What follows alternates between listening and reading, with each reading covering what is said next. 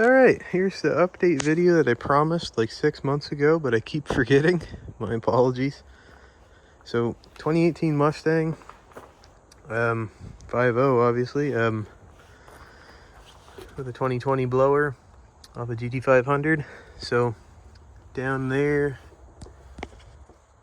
can't really see it, but under that bolt to your left, under the line, there's 1.5 inch intake manifold risers. We got a VMP no grind kit for the VMP blowers, and then a belt. I'll put the part number in the description for the belt.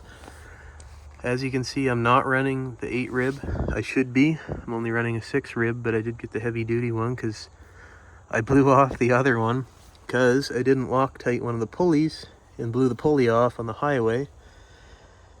Rookie mistake there. Loctite those bolts.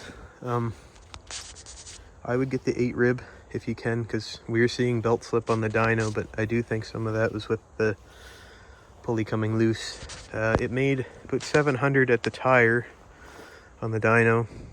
We're running 91 octane, but here in Canada we have shitty ass fuel. Has 10% or ethanol in it or whatever. So we ended up having to run an AEM methanol kit. So we got that in there. It just goes to your MAF card. Yeah, radium fuel system. So we've got a Deechworks. Christ, I don't even remember what size now. I'll put it in the description. So it comes up from the tank back there into the Y. So it feeds both fuel rails from that Y. Very nice kit. I'd recommend the radium for sure. We got these adapters, not ideal. They don't sell this kit for what I needed, so I ended up having to make it work. It does work, doesn't leak. I've pressure tested it and everything. It's fine. I would get the GT500 kit, but see, they don't make it because this car is direct injected and port injected, so I'd have to get different rails basically to fit the blower, and then adapt it off of here to go back to the DI pump down there. So that's something I'm gonna do in the future, just to get rid of the sketchy adapters. It's got GT500 port injectors. They flow perfect amount for this. I've seen someone asked about this. This is just the overflow. Not ideal. Again, I just did it to get it running. I'm gonna get probably just the GT500 one, honestly. So just when it heats up, it expands, goes halfway. That's all good. Then we got your 2 big lines down to the pump. Pump's tucked down in there into the cooler in here and behind the grill. Pretty simple, pretty easy. Blocked off. I think that was, what was it, the map sensor? GT500. I also have a sensor that goes in here to plug this hole. Not used again on this setup. Yeah, and it's GT500 throttle body, plugs in and works. Bit of a nightmare tuning the 500 throttle body onto the 18, because that is a lot bigger throttle body than what's on the 18 5.0. And back here we have the breakout harness from VMP, the IAT breakout harness. It works just fine. You gotta thread and drill and tap this to fit, because it's a bit bigger, and this pipe thread, blah blah blah. You can make that work just fine.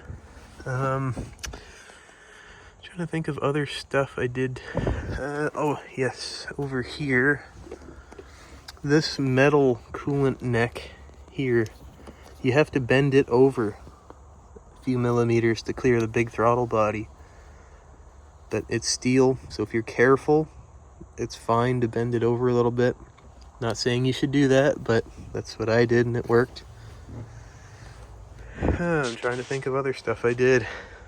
Not really much else. I mean, the belt kit's basically the biggest thing, this VMP no grind belt kit. The bigger fuel pump, injectors, the rails, all that stuff. I ported my blower. That's also helping, I guess, with the flow. But again, the biggest thing up here in Canada for me was the fuel. Our fuel is so shitty, it's hard to push. I think this is making 15 pounds of boost. 91 octane with ethanol in it. It's not great, but that's why we did the AEM kit. Really helped out a lot. So back here, oh yeah, another quick thing. Might not be for everybody, but at the Carbon 500 wing off the Code Red. It looks fucking badass, but anyway. We got the methanol tank back here and the pumps underneath. And then we just got the line running up. Doesn't look great. Again, I did it just to get it to work. I can tidy things up later. The AEM kit doesn't come with enough line to run this like under your carpet. It's a pretty fucking big car, to be honest, but yeah, I'd get more line, maybe run this a little bit cleaner so you don't see it, but it does work. So we got all of that, and I also have the GT500 exhaust. So I got all these parts from one of my friends. He has a 2020 500, and he did a lot of upgrades to it, so I got all of his old parts anyway. So if there's anything I missed, again, I'm sorry, I don't really respond that much, but I try my best. Quite busy. Run a detailing company, and I'm also a mechanic at Nissan, so stay quite busy with that stuff. But if there's anything else I can help with to try and get your swap going, whether it be tuning or anything, because tuning this was kind of the nightmare, but we did end up getting it. I mean, I had lots of hiccups with it, but it is what it is. It kind of happens with this stuff. Drop a comment and I'll try and get back to you. If I don't get back, I'm not ignoring you. I'm just retarded and I don't quite answer as much as I should, but that's that. Have a good one.